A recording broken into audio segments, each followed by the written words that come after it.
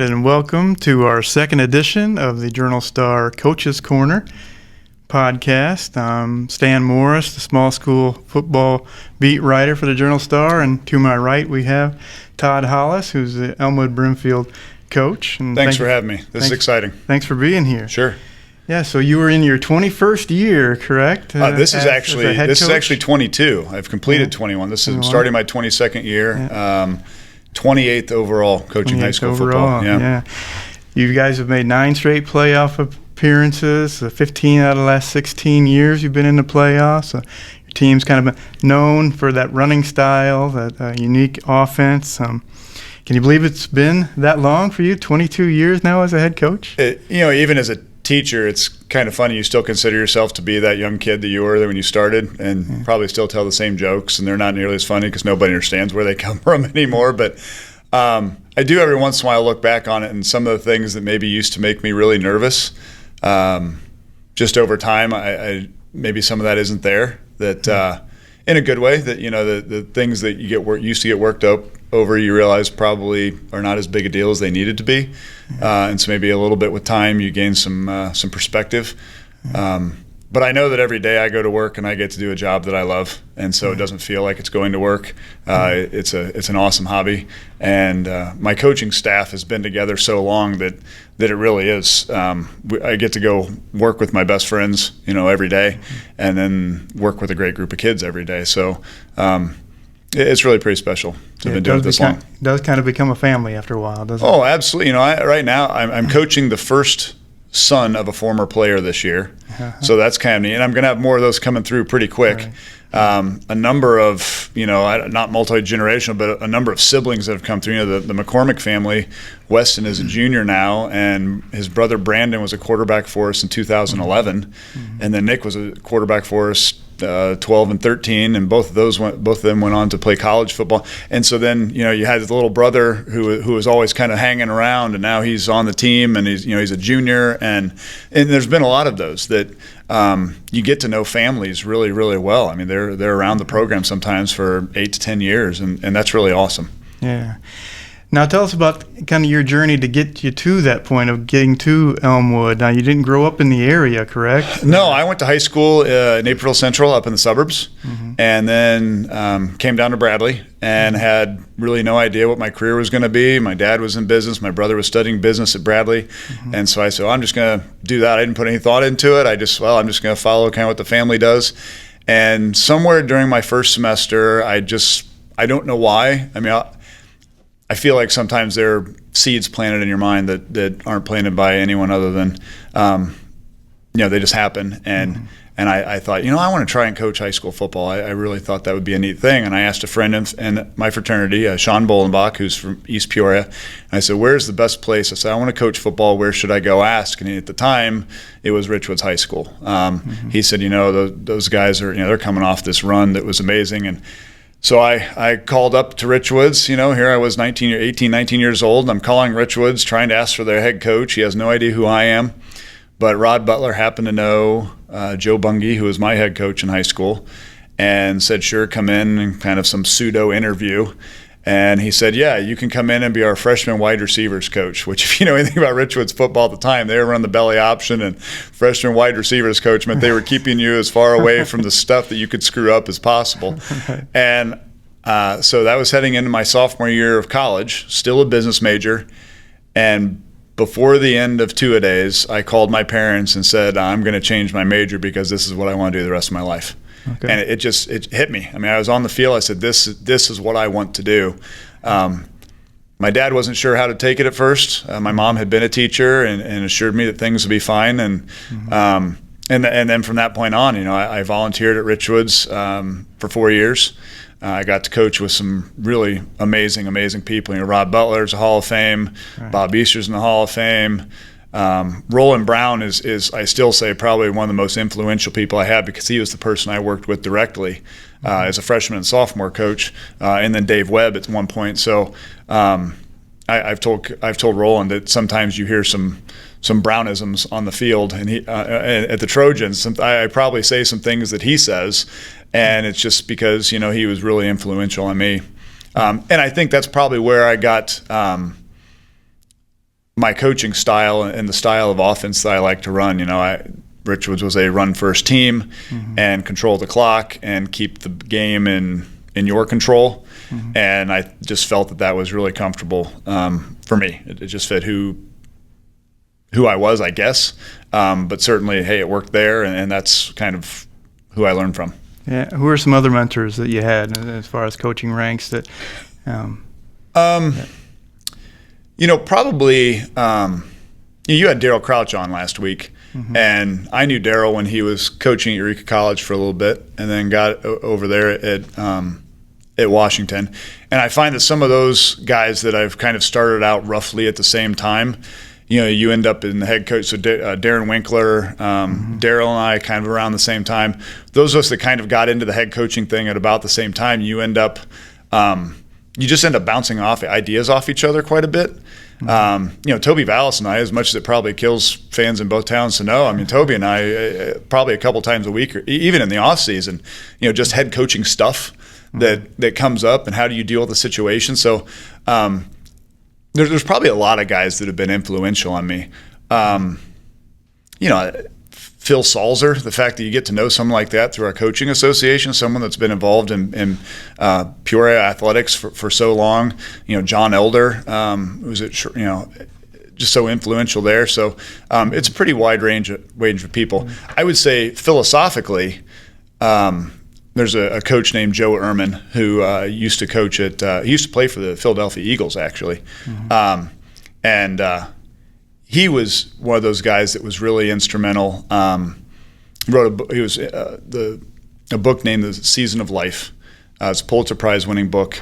They follow his team, Gilman Academy, and it outlines how their focus was not the game of football, it was building young men. And when I read that book, I felt like I had picked up in print what I had been thinking in my mind of what I wanted to be doing all along.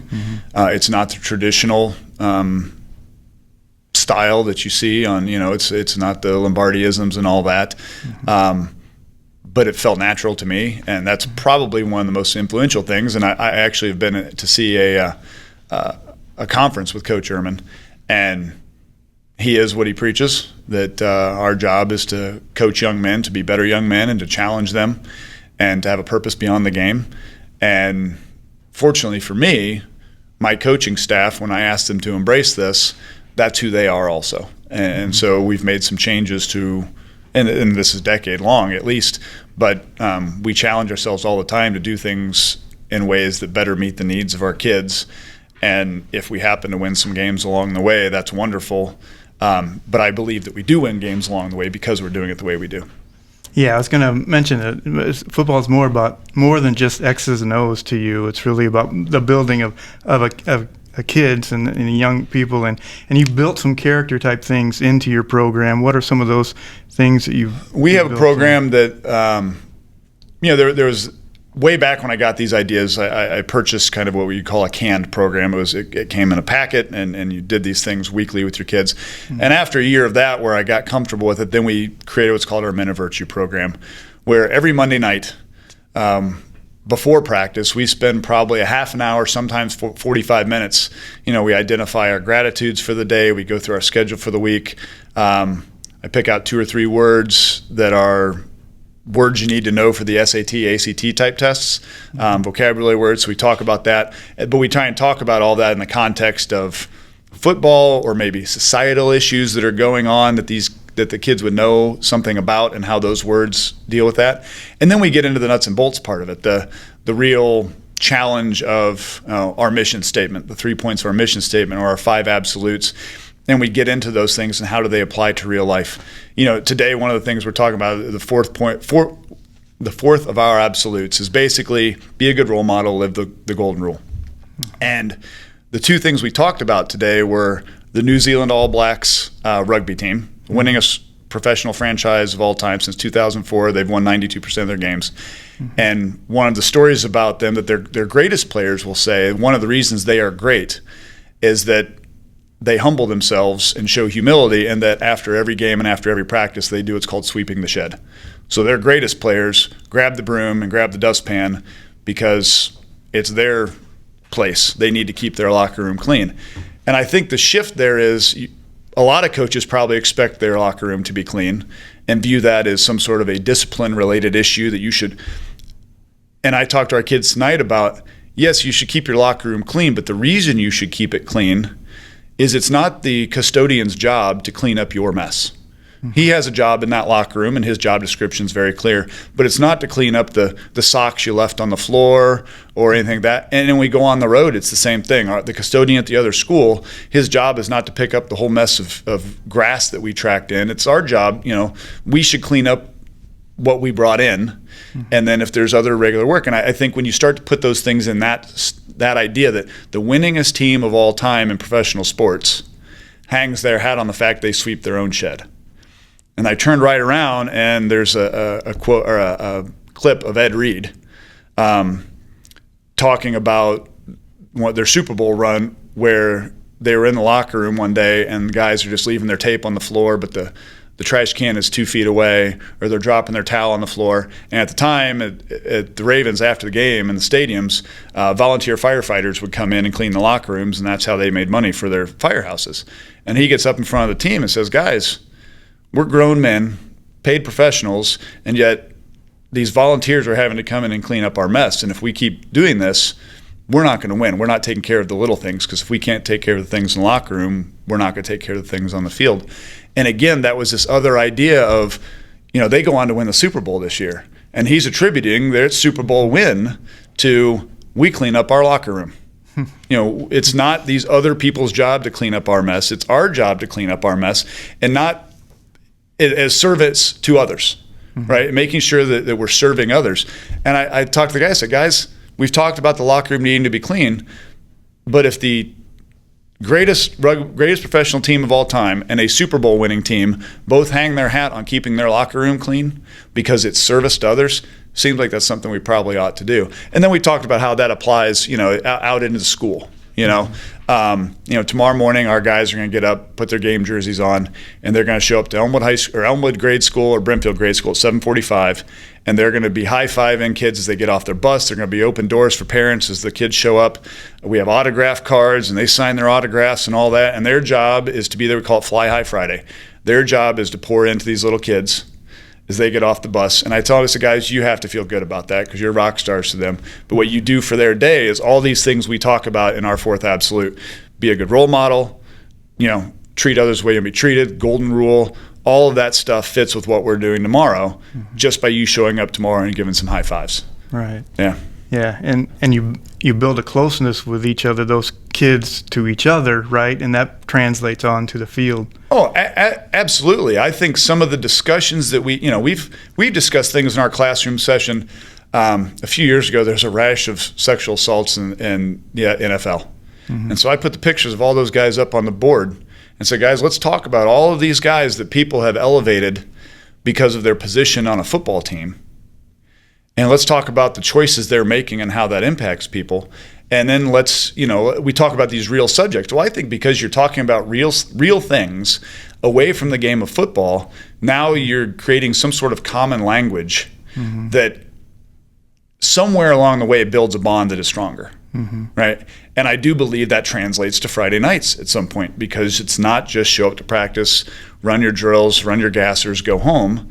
We're spending time in the classroom. We're spending time with our Easter Seals stuff. And when you go tour Easter Seals and have families come out and talk to you, it just gives you that common, that common thread and common vocabulary and shared experiences that are beyond the game that I think make things really tight. Yeah. And one of the things you do that's really unique that I haven't seen any other team do is the circle after the game. Can you talk about how that developed? Another book I read is called I've shared with a number of our parents and some of our players, but this is probably for a decade now. It's called Our Boys. It's about a team in Kansas, and they at the time were on a 60-something game winning streak, ended up winning 73 games in a row. Very similar to Elmwood Brimfield, power running team. They ran the wishbone. About the same size school. And after every game, win or lose, families would come out on the field, stand with their sons, and at that point, it was not talking about the game, it was praising. Let's come together and praise each other, win or lose, And the praises are supposed to be based not on how we did on the field, not how many touchdowns you scored or anything. Now, if there was a great effort, if somebody put in a superior effort that day, then by all means, let's praise that. But a lot of times the praises are, Coach, I'd like to praise the scout team this week because we wouldn't be able to do what we did tonight if they didn't work hard for us all week long. And those guys might not get on the field, but now in front of this entire circle of people, all of those parents of those players know that their sons are appreciated, and those guys realize they're appreciated, and they may or may not get on the field on Friday nights, but if you feel appreciated, man, you're willing to do a lot more on Tuesdays and Wednesdays when you're in practice. And I think the most powerful, the first time we did it, so we end up doing it after a playoff loss up at it's one of those things that I'd wanted to do, and it felt kind of corny. I feel like so many things in coaching, or so many things in life, until it's right for you, it's not time to do it. You can't force it. You can't see, I read I read Lombardi's biography, and now I'm going to go out. You can't do that. You can't watch the video or whatever and grab the snippet. But if it plants a seed, when it's right for you, you do it. And we went up to Winnebago and got beat in a playoff game. And I said, we need to circle up, and all these fans that drove up here, we should get together and thank them and be with our families right now. It was a tough loss, but let's be with them. And I just felt like that was the right thing to do at the time. And then heading to the next year, we were playing Mercer County. Nat's uncle was there, and I know they have circled from time to time. And I called Coach up and I said, Nat, do you mind if, win or lose, do you mind if we circle up after? I want fellowship with our families. He said, sure. We happened to go win. So it's pretty easy to do. Come together. Let's praise each other after a win. And it was a big win for us. It was kind of one of those program wins. It was a big deal. And then the very next week, we go over to Anwan Wethersfield, and we lose. And at that point, it's kind of gut check time. What are you going to do? And I said, no, we're still circling up. This is still about family. It's still about us keeping things in perspective, that outside of that circle, the people standing right behind you love you. They love you whether you won or lost.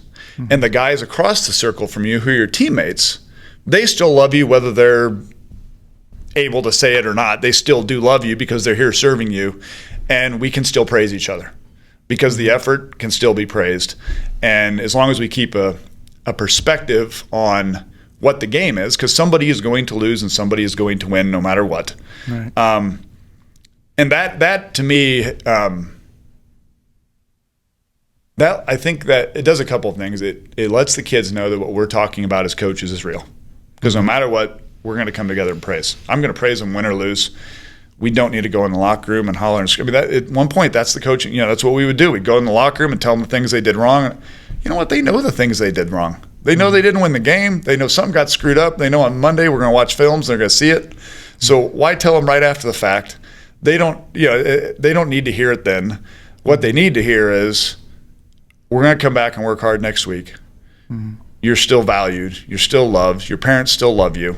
It is not the end of the world. The sun will come up tomorrow. It's a high school football game. You get another chance. And that's awesome. I mean, that really is. I think that's one of the most powerful things is when you circle up after the loss, that is really, really powerful. And yeah, now it's become probably a thing that the kids look forward to now, even though, your normal 16, 17, 18-year-old kid doesn't really want to talk feelings. No, they don't. But, I made a point of this. So Brandon McCormick, who's our quarterback, is now at Dordt College in Iowa. And it's a very strong Christian school, and they basically do the same thing. It came from Frosty Westering, who is at Pacific Lutheran, and his coaching tree kind of spread out. And that same kind of thing is going on there.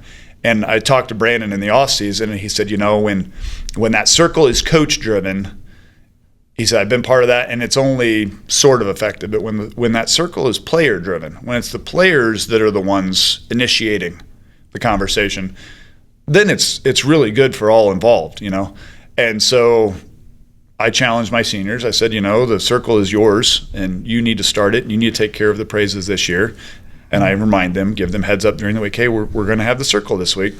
And I don't say very much at all this year. It's, hey, first thing we do. It used to be I would say, first thing, hey, guys, let's get right into it, praises. And we just go around the circle, and guys are praising each other. We're 2-1, so we've had that loss. And they praise that night just like they did the 2 wins. So, the other thing, over time, that circle has grown. It's gotten deep. Yeah. It really has gotten deep. So it's not just the parents are out there. Now it's aunts and uncles and grandmas and grandpas, and our spirit squad is there, and our managers are there.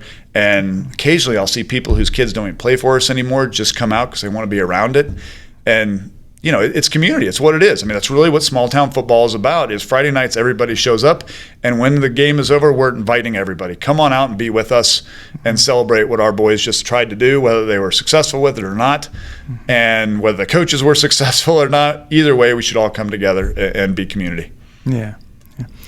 Now, you mentioned Easter seals. That's something that's very near and dear to your heart. Can you talk about how that developed? You started the Blackout nights, raising money for Easter seals, and the T-shirts. You mentioned to me last week, I think there's about over 80,000 probably. Yeah. Blackout shirts are floating around in Central Illinois. And then just tell me how you got involved with that. Yeah, so my daughter Meg was born, and we found out after she was born that she has the diagnosis of Down syndrome, and started Easter Seals right away. We were within a month was our first tour. She started receiving various therapies down there, and while I was there in the facility, I started to notice the other kids that were in there with their therapies. And for instance, somebody with cerebral palsy, it might be a breakthrough moment when a hula hoop lying on the ground. That child can step over that hula hoop with both feet. And we think, we as high school athletes who are indestructible, that seems like it's really, that's not a big deal. But in the moment, it dawned on me, our boys need to see that they have a lot of abilities and they've been given gifts, but also that there are people in the world that are trying really hard. It just doesn't look like practice the way we know it, but they're going to practice every day, and they should be celebrating their things as much as we're celebrating a win or a catch or a touchdown. And so that year, I don't remember which year, this was the 11th Blackout. So the year before that, so 12 years ago, was our first Easter Seals tour. I felt strongly enough about it, we actually took a week off in the middle of the season. I think it was a Tuesday or Wednesday. We just went down to Easter Seals and we did a tour with the guys. And we kind of started some fundraising stuff leading up to that. And we'd hit our $500 goal.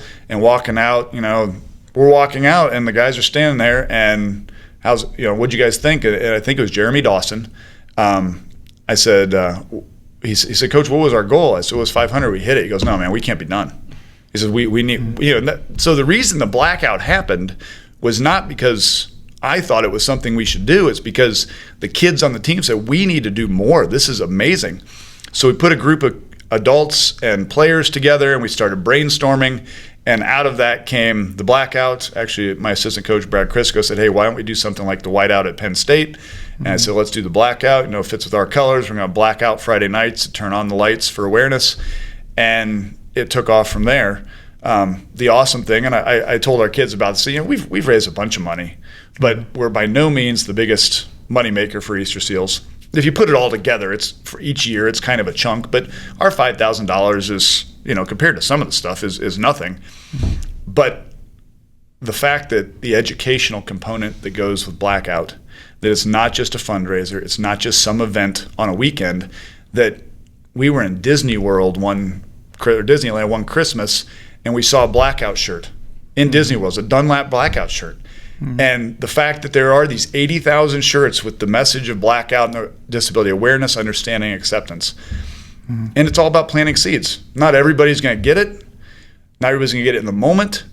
But at some point, somebody that's been on our team is going to have a child with a disability. I mean, the statistics are there. Somebody that is wearing a Blackout shirt is going to have a child or a cousin or somebody they know that is diagnosed with a disability. And if that shirt has planted a seed that grows the world into a little better place, then, man, we did our jobs. Yeah. Yeah. And now you see other schools taking part in that. It's got to make you feel good to see all these other schools. I think at our height in Central Illinois, we were probably up to 25 schools, and those things ebb and flow because, after the Blackout, and I'm not saying we didn't start it, but, the Blackout happened, and then there were some whiteouts, then there were some pink outs, and there's some other stuff, and that's awesome. And everybody has to find what they're into. Blackout is ours. I feel really fortunate that Farmington has really bought in, that Pekin has bought in, that there are some schools that really Limestone has their other Easter Seals involvement, and so Blackout doesn't work with theirs. But I know that I know where they are with that. So what a powerful thing that it's spread across. My high school, Naperville Central, because I asked former coach Mike Stein, I said, would you be willing to do this? Well, the Naperville Central, Naperville North game every year is the Blackout game, and they've raised so much money that they've now named one of their therapy rooms Blackout room after Naperville Central Blackout. And I was like, man, that's planting a seed from all the way down here all the way up there. And Coach Stein, he went to Byron. His dad coached at Byron, so he's a small town guy, and he gets it. He said, we're doing small town stuff in the big city, and in a small way, I impacted my high school's the kids that are playing at my high school now. So that's pretty cool. Yeah, and you mentioned Meg, and when she was getting a little bit older, you knew she wanted somebody to play and needed somebody to play with, and you took a big step in that. So the idea that, to our knowledge, Meg is the first student that's going to go through school, K through 12 at Elmwood, that has had Down syndrome. So knowing that, the chances of another student showing up that is her age that also has Down syndrome, a peer that's like her, was probably pretty small. Now, not that we don't think she is going to have friends that are typical or other friends, but there is specifics to peer groups sometimes, and somebody that might, she might be able to enjoy the same challenges together, some similarities, things like that. And so we see, if somebody's not going to move in, why don't we just go find that best friend for her? And so we decided that adoption was the way to go, and my wife was the one that really came up with the idea, and fortunately kind of held my hand along the way, got my mind right around it.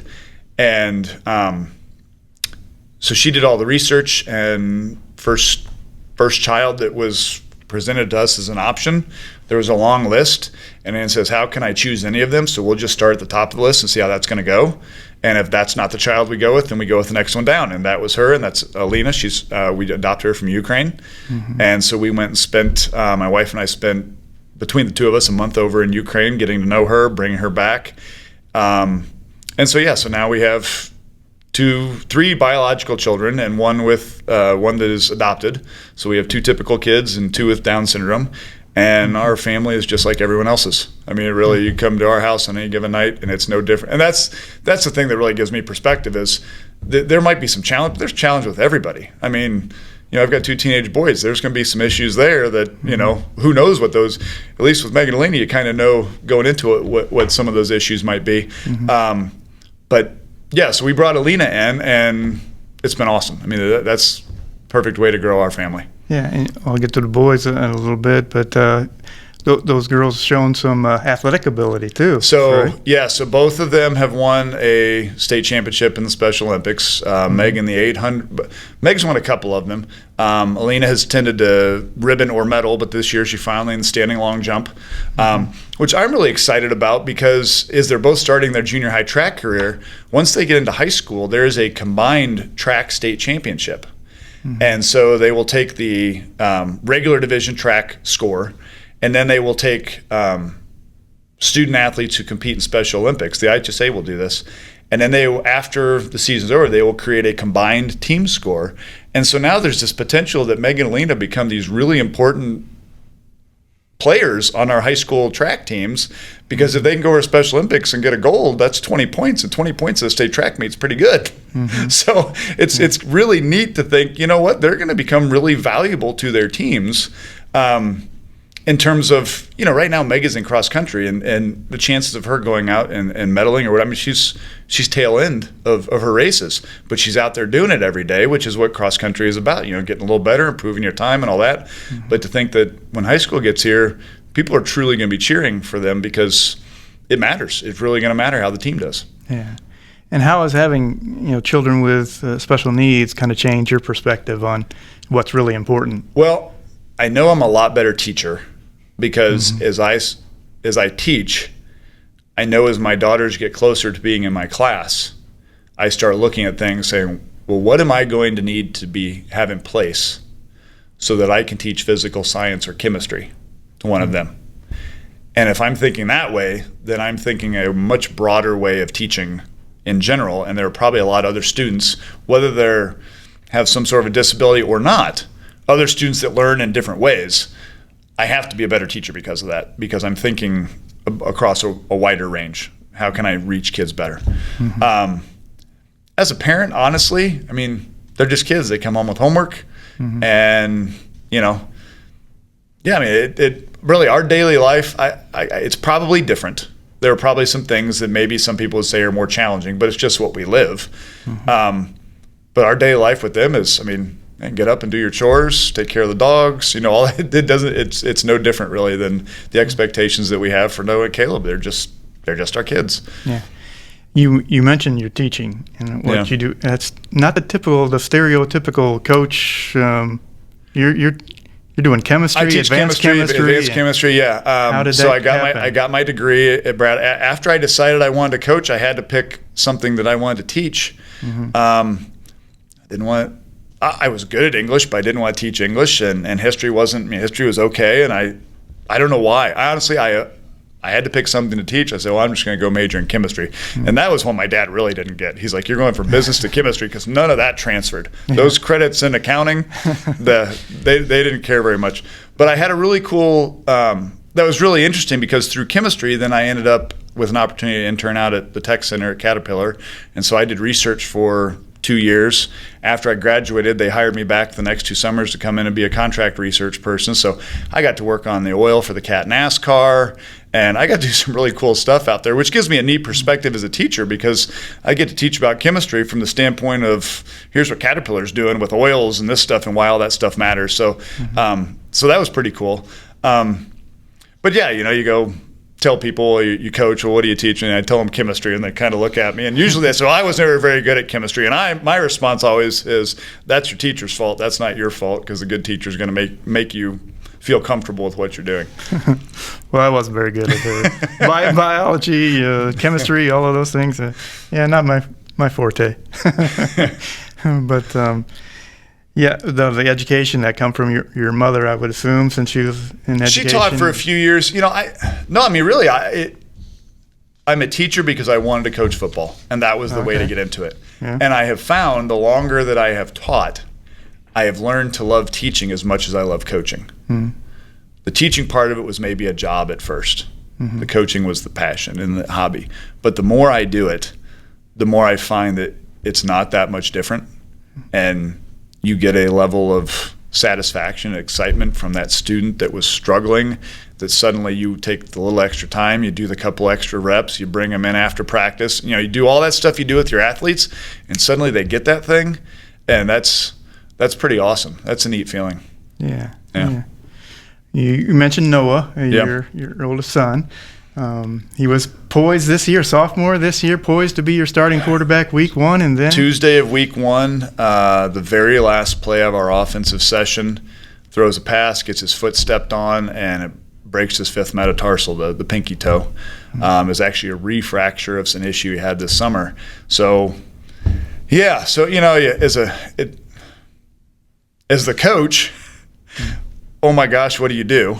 And then you always feel bad for your players who are not able to participate because they're injured. I mean, what a lonely feeling that is, that they get to come down with all their buddies and stand on the side, which I have to give huge praise, because we have a couple guys right now that are not able to play, and they're down there every day, smiles on their face, and I just talked to the team. Your job is to serve each other. And we have these guys down there, Weston McCormick and Luke Roper and Noah right now, Gavin Buell, who are at practice with smiles on their face, finding ways to get involved to somehow help us. A couple of them are taking care of play calls on scout team. I mean, heck, some of them are, they're hauling water, getting them to guys. But what a servant leadership model that those guys have chosen, that path that, okay, I'm injured, but I can still be involved somehow. So as a coach, it stinks seeing kids that are injured. And then as the coach, it stinks seeing your starting quarterback, because Weston was our backup quarterback, and the week before he went down with a non-contact knee injury. And so suddenly you're Tuesday night of week 1 without a quarterback. And then to see your son, who you knew was really excited and was going to get to start his sophomore year, and say, no, you got to put it on the shelf for a little bit. So we're hoping that next week he's able to get back on the field, and we'll see how things go. But yeah, that's been challenging, I think, for our family, really challenging for him, trying to convince him, when you hear there's a reason for everything, and then you try and convince him what is the reason for this. And, no matter how much perspective we have in our family and how much perspective you give them, it's still in the moment for that person. You're like, I don't know, not sure what I'm getting out of this right now. Yeah. But time will give you that perspective, I think. Yeah, kind of a different dynamic for you coaching your son now. Yeah, that happened. When that happened this summer, we got that cleared up pretty quick this summer, where he had this injury, this previous injury with his foot, and then at one of our practices, he has his boot on or whatever, and I see him throwing a ball, and at the time he's not supposed to be doing anything, and he got full coach mode, because at that point, and I walked up to him, I said, man, I'm not talking to you as your dad right now. I am your coach. And right now, and afterwards, he asked, what did you mean when you said that? I said, man, you're the quarterback. I don't care that you're my son in that moment. You are the quarterback, and if you're not doing everything you can to get healthy, that's a problem. And that put it in perspective. Like all of a sudden he said, okay, I get it. Like I get when you have to coach me, you have to coach me a certain way because you don't see me as Noah. You see me as a player with expectations and that needs to lead the team, needs to do whatever the team needs him to do. And I think that was actually very useful that we had that confrontation because it kind of set the boundaries. It said what dad looks like when he's coaching, and then when we get home, we can hopefully, to the best of our ability, put that on the table. You're talking football with your kid at home and those type of things? Well, Noah is a kid that, ever since that little, it was anytime we're alone in the car, he's just constantly asking me questions. Noah is the one that just absorb. And so, yes, he's always asking. He'll no matter what, he'll walk by, I'm watching film, he'll plop down next to me, ask me questions, and I've seen 7 minutes of Havana. Well, so who's their number one? Good grief, kid! I've only had the film for 7 minutes now. Why don't you give all the coaching staff a little bit of time? But that's the neat thing with Huddle now is all of the kids have that film instantly too. So he just goes over and plops down and starts watching Huddle, and every once in a while we yell something across the room. And then there's Caleb, who's now a freshman. Right. He plays offensive guard and middle linebacker. Okay. And they approached the game a little bit differently. Caleb was a ball boy for years, just like Noah, but was more, he'll admit he was more hanging out and not absorbing quite as much as what Noah was. And the interesting thing for him was he came in the first day. I was like, Dad, I have to learn a lot. And that's been cool to see him learn a lot. And so as we do our commitment cards every week, so we do commitment cards on Thursday nights where the kids write down their 3 commitments that they're going to let the team know this is what I'm going to do to help us be successful. So I've seen a couple of his commitment cards, and I can see that he is absorbing what the mentality we're asking our players to absorb. One of his commitment cards for Friday nights is pass ball calls from the sideline, because he understands on Friday nights he's not getting in the game, but he can still impact the game by being really loud with pass ball calls. But the other one was on our reach play, I have to get out of there really fast. I commit to being as fast as I possibly can, which tells me he's getting the coaching part of it. He understands what makes him valuable as a lineman and what we need out of him. So that's been really neat too, to see his growth and the conversations now that he wasn't the one that would have talked football with me before, but now he's starting to see those things and asking questions and, did you see what happened in the game and how I did on this certain play? And so that's been really neat too. Yeah. Okay, now let's go to, do you watch college football, NFL? Do you have some allegiances there? What do you? Honestly, during the season with a busy family, those really take a back seat. There are a couple games. We're Penn State fans. My wife went to Penn State. Okay. All her brothers went to Penn State. We went to a camp out there this summer, and so we're Penn State fans. So we will do whatever we can to get to watch the Penn State game. And unfortunately, right now we're Steelers fans, and things are not going real well for us. And so we'll try and catch the Steelers. Once the football season is over, I'm more than happy to. It kills my wife that I can watch these replays. That she said, "Don't you know who won that game?" I said, "Yeah, but I still want to watch the game again because it was a great game." And that kind of kills her. Like who won, but you're still going to watch it. But I think it's the same as watching a rerun on TV. What the plot line was. So after the season, I will get a chance to do that, but not so much during the season. Okay. Is there a coach out there, college, NFL, that you'd really love to kind of sit down and have dinner with and talk either football or life with? And Dabo Swinney's doing it similar to, and he's the one that is at the peak right now, so everybody knows about his. There's actually an interesting article in ESPN right now about coaches coaching the Dabo way, and it's a lot of college coaches that are as though he has empowered them to step out of this a rigid framework, love their kids a little bit more.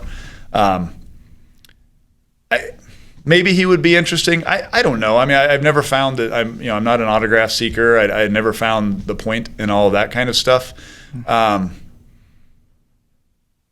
Okay, honestly, right now, if I could say who would I want to go talk to, because I haven't seen him in a long time, 22 years into my head coaching, I would like to go sit down and have dinner with Rob Butler, the guy that helped me get started. And I've seen Coach Butler occasionally around town and always thought, but time doesn't happen. But my idea would be sit down with Coach Butler and have dinner with him and just what was his perspective, because that guy knows a whole lot about football and is coaching the college and all that. His perspective about how things may have changed over time and what hasn't changed over time, because I think a lot less has changed than people think.